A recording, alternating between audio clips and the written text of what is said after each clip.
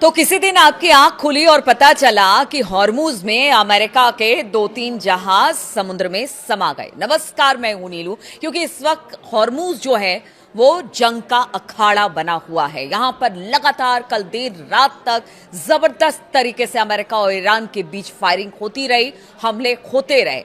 दो ईरानी जहाज को अमेरिका ने निशाना बनाया। बताया जाता है कि उसकी चिमनी पर, उसके इंजन पर हमला किया गया। पूरी तरह से तो डिस्ट्रॉय नहीं किया गया। और अमेरिका के भी जंगी जहाजों पर हमला ईरान की तरफ से किया गया है हॉर्मूज में। तो आप समझिए कि किस तरह की शांति वार्ता है, किस तरह से शांति काल इस वक्त चल रहा है। जब शांति काल में इतनी ज्यादा चीजें सामने आ रही है हॉर्मूज में, तो आप समझिए कि अगर शांति नहीं होती, पहले हमने देखा था कि किस तरह की स्थिति थी, तो हम इसको सीज फायर कैसे मान ले।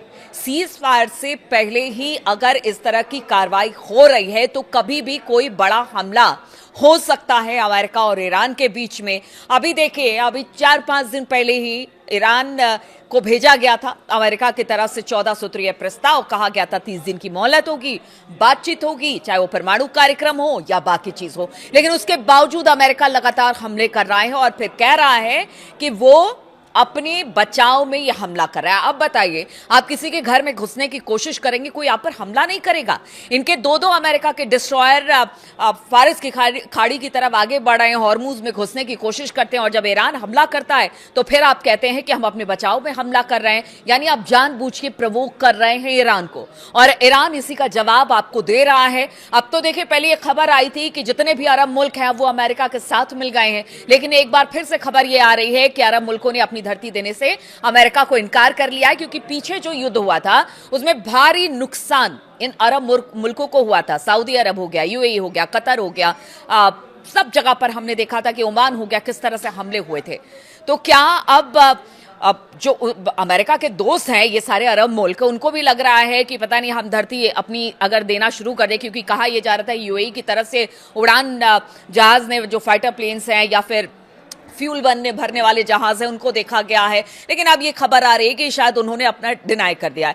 तो आप सोचिए कि कभी ये अरब मुल्क कहते हैं कि वो अमेरिका के साथ है, कभी कहते हैं हम अपनी धरती नहीं देंगे। लेकिन गाहे बगाह इस तरह की खबर आती है कि इन्हीं धरती से, यहीं पर जो तमाम एयर बेसेस हैं अमेरिका के, वहां से हमला ईरान के ऊपर किया जा रहा है। और अब तो हॉर्मूज जो है वो जंग का मैदान बन गया है। इसी बीच खबर ये आ रही है कि अब ईरानी संसद में हॉर्मूज को लेकर एक प्रस्ताव लाया गया है और हॉर्मूज को लेकर एक कानून बनाने की तैयारी में ईरानी संसद है। अब देखिए, ईरानी संसद अगर इस कानून को पास कर देती है, जिस प्रस्ताव को लाया गया है, तो उसके बाद हॉर्मूज में घुसना अमेरिका के लिए नामुमकिन हो जाएगा। और अमेरिका अगर यहां पर अंदर घुसता है तो कहीं ना कहीं डायरेक्ट तौर से वो उसकी संप्रभुता, यानी कि ईरान की संप्रभुता पर चोट करता है, उसके कानून का उल्लंघन करता है। अभी तो आईआरजीसी ही वहां पर जवाब दे रही है अमेरिकी हमलों का। लेकिन अगर ये कानून बनाता है ईरान, तो आप समझिए कि अमेरिका की मुश्किलें बंद हो जाएगी। हालांकि मानना ना मानना इस कानून को अमेरिका के हाथ में है, लेकिन फिलहाल तो यह कहा जाएगा कि अमेरिका ने उनके क्षेत्र में घुसने की कोशिश की है, जबकि ईरानी संसद अगर ये हॉर्मूज को लेकर जो कानून बना देते हैं। अब देखिए, कुछ खबर ऐसी भी आ रही है, मैंने शुरुआत में ऐसा क्यों कहा कि किसी दिन आपकी आंख खुलेगी और पता चलेगा कि 2-3 अमेरिकी जो जहाज हैं वो समुद्र में समा गए। तो कुछ ऐसी खबरें आ रही है। तो एक्सपर्ट ऐसा मान रहे हैं कि ट्रंप भले दावे कर ले, लेकिन हम आपको बता दें, पारंपरिक नौसैनिक युद्धपोतों को भारी नुकसान के बावजूद ईरान का हॉर्मूज स्ट्रेट, अब भी इस पर ईरान का दबदबा कायम है। और ईरान ये बता दे रहा है और लगातार बता भी रहा है। कल देर रात तक वहां पर हमले हुए हैं, अमेरिकी जहाजों पर भी हुए हैं और अमेरिका की तरफ से ईरानी जहाजों पर भी हुए हैं। और ईरान ने बता दिया है कि आप अगर इतना सा हमला करेंगे तो फिर उसका जवाब बड़े हमले से दिया जाएगा। इसलिए कहा जा रहा है कि अब भी हॉर्मूज में ईरान का दबदबा है। एक्सपर्ट का कहना है कि ईरान का हॉर्मूज स्ट्रेट में मुकाबला अमेरिका के लिए आसान नहीं है, क्योंकि उसके पास यहां पर कई ऐसे अनदेखे हथियार हैं जिसका इस्तेमाल अब तक किया ही नहीं है ईरान ने। और आप समझिए कि अगर मैं कह रही हूं कि किसी दिन आपकी आंख खुली और आपको पता चला कि अमेरिकी जहाज पानी के गर्त में समा गए, तो उसके लिए अब बताया जा रहा है, जो एक्सपर्ट कह रहे हैं कि ईरान के पास कुछ ऐसे फ्लीट हैं जिनको मॉस्किटो फ्लीट कहा जाता है, यानी मच्छर की सेना।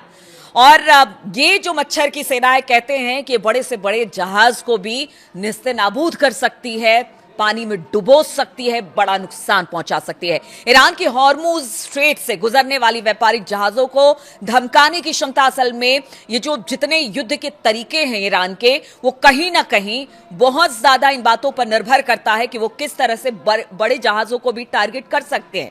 जैसे कि ड्रोन अटैक हो गया, हमने देखा कि पीछे किस तरह से जो ईरान की पूरी स्ट्रेटेजी थी, ठीक है उन्होंने मिसाइलें बनाई लेकिन ज्यादा हमले ड्रोन से किए, बारूदी सुरंगें बिछाई, छोटी हमलावर नावों का बेड़ा इस्तेमाल किया जिसे मॉस्किटो फ्लीट कहा जाता है, और इन्हीं पारंपरिक तरीकों से वो लगातार इजराइल और अमेरिका पर हमले करते रहे और संपत्तियों को नुकसान पहुंचाते रहे। और ये हमने देखा कि पीछे युद्ध में जो सब कुछ हुआ, अरब मुल्क से लेकर अमेरिका के एयरबेसेस तक जबरदस्त तरीके से इसी युद्ध नीति की वजह से ईरान के हुआ है। सीएनएन की माने तो मिलिट्री एनालिसिस ने ईरान के इन छोटे जहाजों को, जिसे मच्छर बेड़ा नाम दिया गया है क्योंकि अब लड़ाई हॉर्मुज में हो रही है, इसी इन मच्छर बेड़ों का इस्तेमाल किया जा रहा है।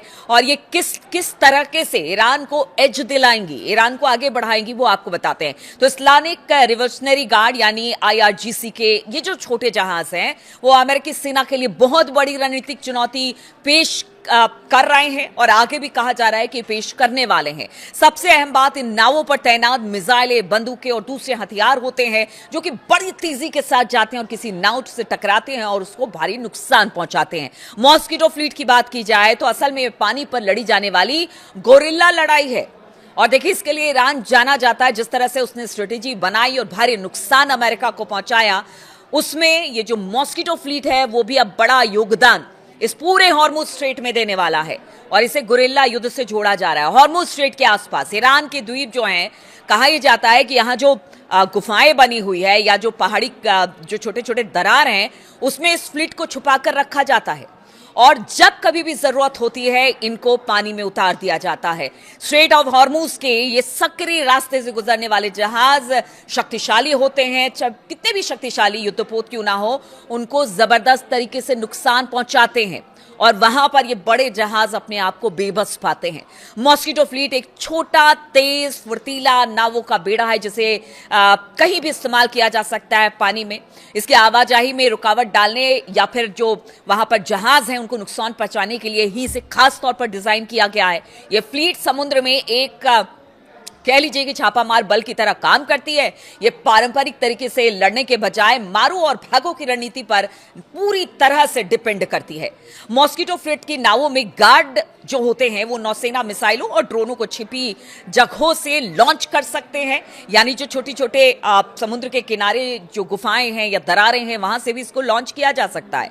सैटेलाइट तस्वीरों में ये दिखाई भी नहीं देता, इसे पकड़ना बड़ा मुश्किल है। इन्हें पथरीली समुद्री तटों पर खोदी गई गहरी गुफाओं के अंदर बने खाटों पर बांधकर रखा जा सकता है और अगर जरूरत पड़ी तो तुरंत इसे पानी में उतार दिया जाता है।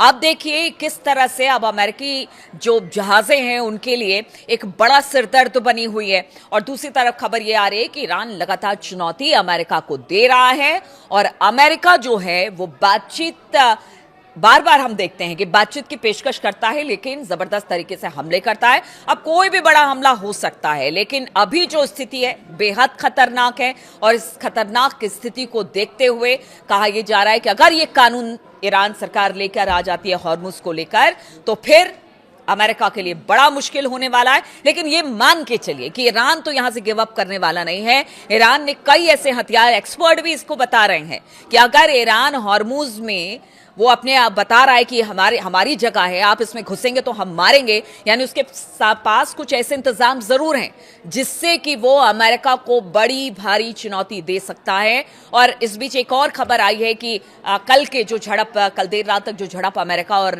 ईरान में हुई उसमें एक भारत का जहाज भी को नुकसान पहुंचा है जिसमें एक व्यक्ति की मौत हो गई है, 17 लोगों का तो रेस्क्यू कर लिया गया। तो आप समझिए कि इस वक्त बहुत सारे जहाज हैं जो ईरान की भी है, जो नाकेबंदी की वजह से अमेरिका ने रोक रखी है।